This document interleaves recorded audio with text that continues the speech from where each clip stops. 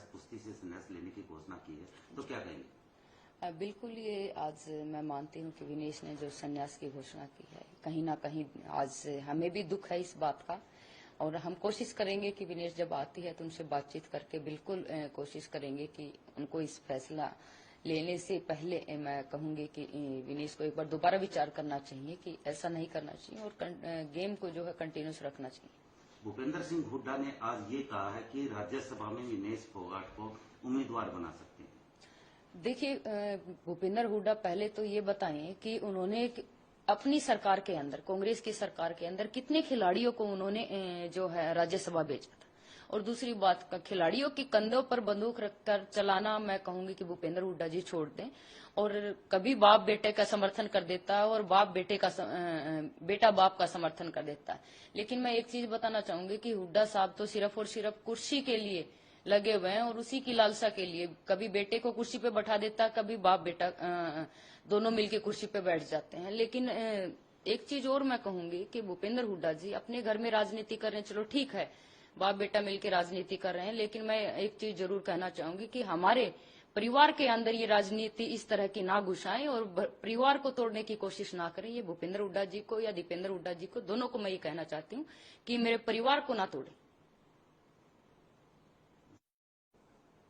हुड्डा साहब, आप सिर्फ मुख्यमंत्री कुर्सी के लिए जो है वो लगे रहे अभी तक। मैं पूछना चाहती हूँ हुड्डा साहब से कि विजेंद्र बॉक्सर जो है वो आपकी इस पार्टी के अंदर टिकट के लिए वो आपके पार्टी में गए, क्या आपने उनको टिकट दिया? क्या आपने उनको चुनाव लड़ाया?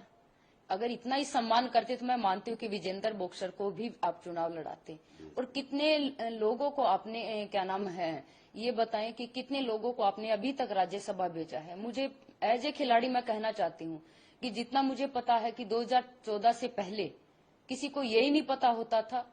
कि कितने खिलाड़ी ओलंपिक में खेलने के लिए गए हैं और कितने खिलाड़ी वहां पे खेल के आए हैं और कितने खिलाड़ियों ने मेडल जीता है, ये भी नहीं पता था। और दूसरी बात, जो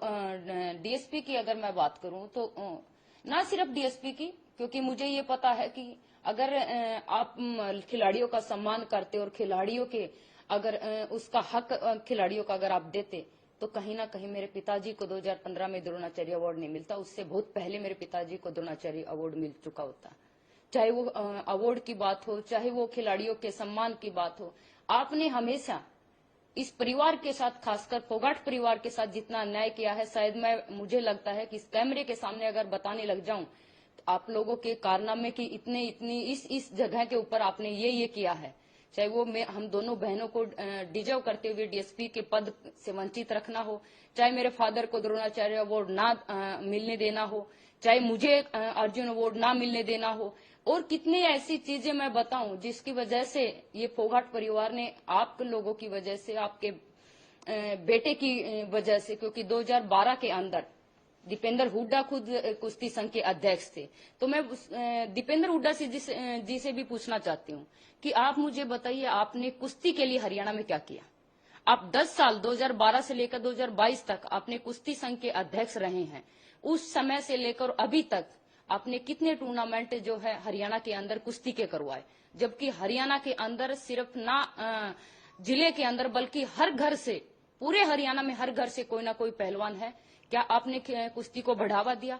क्या आपने उन खिलाड़ियों की कभी सूद ली? अगर उनको कोई समस्या थी या उनको कोई परेशानी हुई या उनको कोई इंजरी हुई हो, या सिर्फ और सिर्फ आपने एक ही काम किया, जब खिलाड़ी मेडल लेके आ जाता था तो उनके घर पे जाकर उनको साथ चाय पीने का जो काम है वो जरूर किया है आपने, लेकिन उस चाय के साथ कम से कम अगर चर्चा भी करते कि आपको कोई दुख तकलीफ तो नहीं है, हम क्या आप खेल के लिए बेहतर कर सकते हैं, क्या खिलाड़ियों के लिए बेहतर कर सकते हैं, अगर इस बारे में अगर विचार करते तो मैं मानती हूं कि कुश्ती को बहुत ऊपर जाना चाहिए था।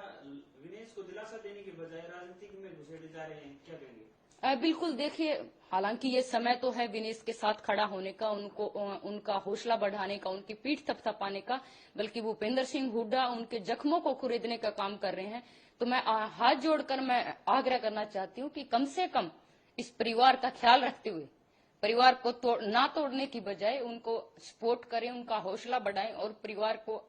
कहीं ना कहीं आप अगर सम्मान समझते हैं अगर खिलाड़ियों का और इस परिवार का, तो उस परिवार को भी आप हौसला देने का काम करें।